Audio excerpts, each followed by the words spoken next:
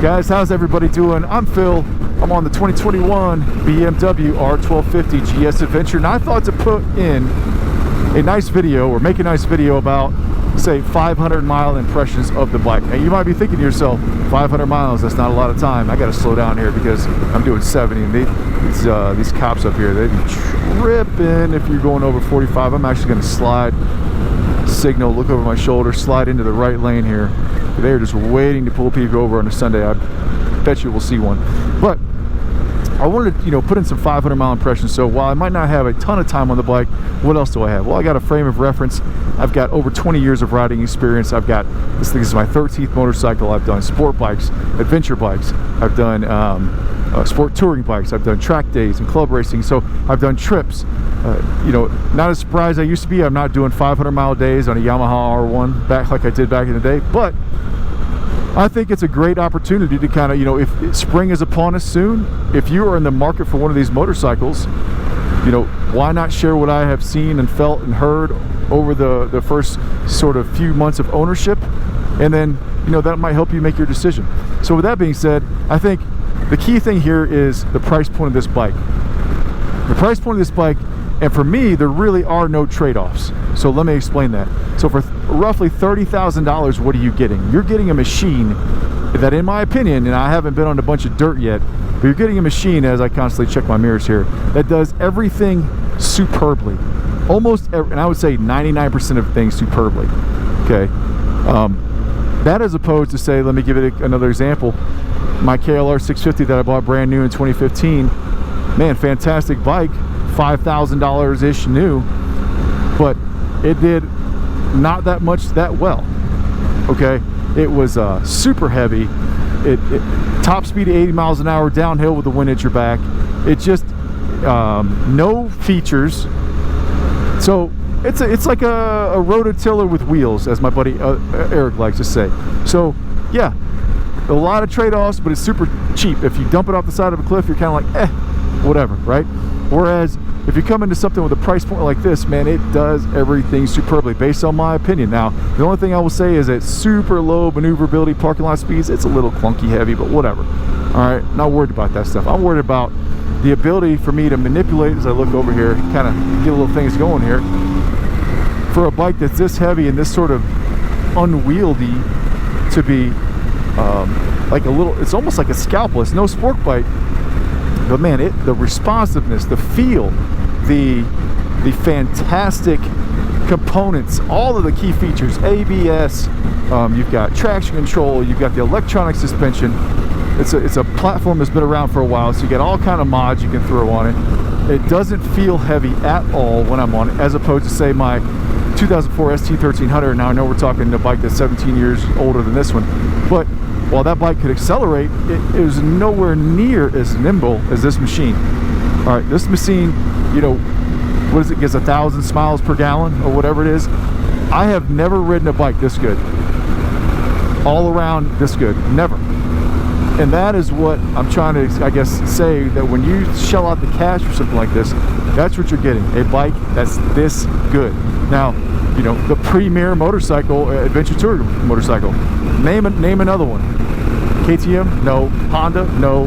Yamaha? No. Now they all make good machines. You got the Africa Twin, you got the Tenere, you've got the 1090R, I don't know what the new thing is on that yet. You got the Triumph Tiger. Guess what none of them are? A BMW GS Adventure. None of them are that.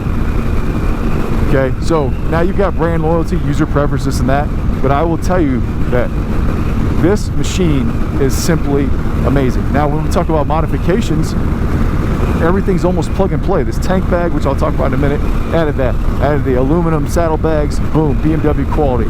I added the Garmin Nav 6, plugs right in, amazing. Not to mention all the other cool stuff that comes standard on the bike, heated seats, heated grips. As I change lanes real quick, sorry about that. The display with all the information that's on display. It's like, check tire pressure, I don't know, it's on my display. How much range do I got? It's on my display. How much time between stops? All the information that this thing provides me. So you're getting the complete package, ladies and germs. And I, in my first 500 miles, have really, really grown to enjoy this machine and everything that it's capable of. And the confidence, you know, when I bought it, I was like, I think this is good. Now I know it's good, and we're going to confirm that it's good when I start to take these, change lanes here, when I start to take these trips out west. I mean, I am out west, but further west. I've got several planned this year. We're talking, you know, longer trips, multiple days, etc., etc. One thing I did want to mention about this tank bag, so I made a tank bag video. I talked, you know, people are like, oh, that bag's so big and it's so unwieldy. And look, I don't even know that it's on the bike right now. I mean, I can look down and see it, but it's not like I'm trying to go full tuck and the bag gets in my way. It's a non-factor. Now, we did have a little slip left to right after I installed it. I haven't had that issue while riding at all. It's stable. It's not going anywhere. And I do have my camera in there, and I got like one other thing in there, so I got a little bit of weight in there, but it's not too bad. So the tank bag, so far, fingers crossed, has worked out fantastic. This not the TFT, but this Garmin Nav 6 that I made a video about recently, I've heard a lot of squawk about ghosting, and I did get a comment about somebody said, hey, you know, keep it out of the cold. I think that's a fantastic idea. I'm going to do that. But the big thing for me was the glare. There's supposed to be a lot of glare either on this one or previous models, and I have not noticed that yet. And, you know, as a matter of fact, you can turn this thing and kind of reduce that. But so far, it's just been a fantastic. I love where it's at. Its position is great. So overall, I cannot say enough good things about this motorcycle. The acceleration is there no matter what gear you're in. Obviously, it's a twin. It's got a lot of torque. The suspension is fantastic. The brakes are fantastic. The maneuverability.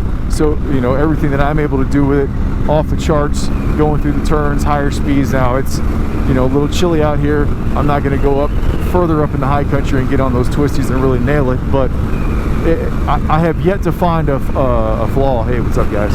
I have yet to find a flaw. I have yet to. It is amazing. If anybody were to ask me, do you recommend this motorcycle? 10 times over, I recommend this motorcycle to anybody that's in the market for it. So, other than that, guys, you know, besides me blabbing, I hope you're enjoying this scenery. Man, it's amazing.